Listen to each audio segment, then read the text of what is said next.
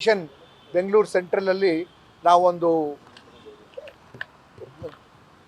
ಫಿರ್ಯಾದಿಯನ್ನು ಕೊಟ್ಟಿದ್ದೇವೆ.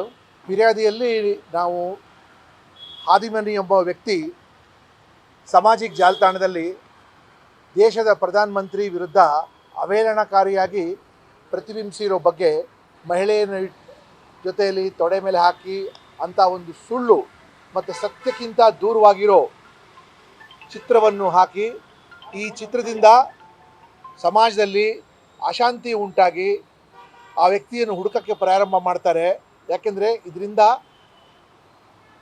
ಸಮಾಜದಲ್ಲಿ ಒಂದು ರೀತಿಯಾಗಿ ಆಕ್ರೋಶ ಉಂಟಾಗತ್ತೆ ಮತ್ತು ದೇಶದ ಪ್ರಧಾನಮಂತ್ರಿಗೆ ಅವಮಾನ ಮಾಡೋ ದೃಷ್ಟಿಯಿಂದ ಇದಾಗ್ತಾ ಇರೋದು. ಇದರ ಹಿನ್ನೆಲೆ ಯಾರಿದ್ದಾರೆ, ಈ ಹಾದಿಮನಿ ಹಿನ್ನೆಲೆ ಯಾರಿದ್ದಾರೆ, ಯಾಕೆ ಇಂಥ ಒಂದು ಪೋಸ್ಟರ್ ಹಾಕಿರೋದ್ರ ಬಗ್ಗೆ ಕೂಡ ತನಿಖೆ ಮಾಡಬೇಕು ಅಂತ ನಾವು CEN police station assistant commissioner of ಪೊಲೀಸ್ಗೆ ನಾವು ಕೊಟ್ಟಿದ್ದೀವಿ. ಈ ಪೊಲೀಸ್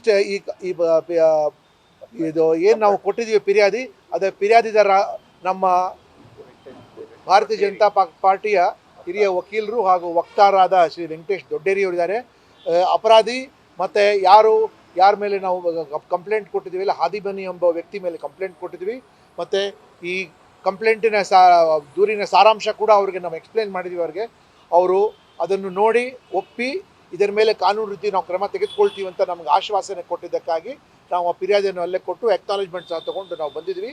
ಮತ್ತು ಇದೇ ರೀತಿಯಾಗಿ ಇಂಥದ್ದು ಬೇರೆ ರೀತಿಯಾಗಿ ಪ್ರಧಾನಮಂತ್ರಿ ವಿರುದ್ಧ ಆಗಬಾರ್ದು ಅನ್ನೋ ದೃಷ್ಟಿ ಕೂಡ ಅವ್ರ ಗಮನಕ್ಕೆ ನಾವು ತಂದಿದ್ದೀವಿ. ನಾವು ಅವನ ಮೇಲೆ ಸೆಕ್ಷನ್ 353(2), ಸೆಕ್ಷನ್ 353(3) ಮತ್ತು IT ಆ್ಯಕ್ಟಲ್ಲಿ ಮತ್ತು ಬೇರೆ ಬೇರೆ ಸೆಕ್ಷನ್ಸ್ ಏನಿದೆಲ್ಲ ಗುಂಪು ಘರ್ಷಣೆ ಉಂಟಾಗೋ ಸಾಧ್ಯತೆ ಮಾಡುವಂಥ ಸೆಕ್ಷನ್ಗಳ ವಿರುದ್ಧ ಅವ್ರ ಮೇಲೆ ಕ್ರಮ ತೆಗೆದುಕೊಳ್ಬೇಕು.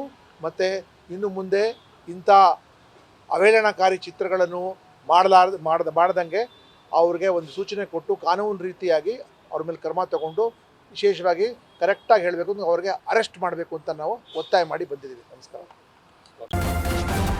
ನ್ಯೂಸ್ ಫಸ್ಟ್ ನಿರ್ಭೀತಿಯಿಂದ ನಿಮ್ಮ ಪರವಾಗಿ.